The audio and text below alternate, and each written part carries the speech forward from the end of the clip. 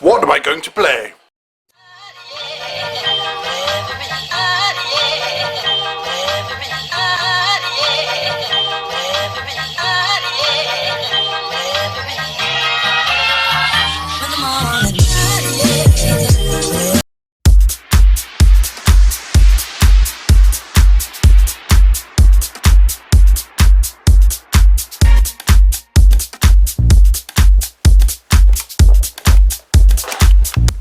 Hey everyone, and welcome to Game Club. Today we'll be playing a sophisticated party game, Codenames. The game where you play as secret agents, you try and hunt down each other's secret agents and avoid assassins. But you can also pick out normal people and basically finger them for bad things and then they get bumped off. Anyway, but it's a 2 to some 7 players, I think 8 player game, team game. And it's, well, we're going to find out. So join us as we review Codenames. So I'm going to start by unboxing Codenames and show you what's inside the packet. Okay, you don't get really much in this. You get your Codenames booklet, which, having read and played through before, it's very well written, quite simplified, and it's basically this term comes up, flow.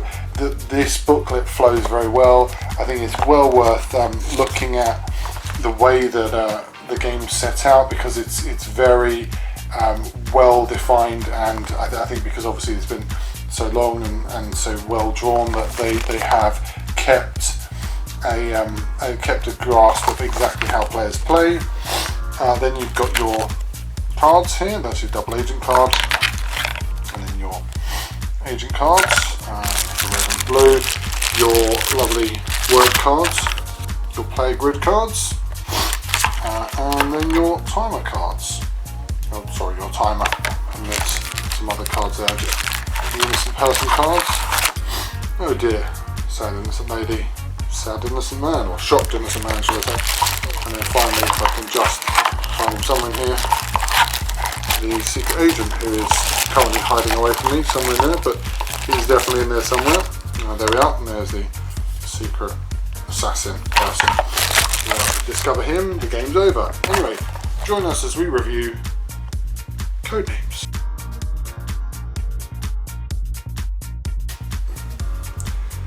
There's a lot of things to like about Codenames.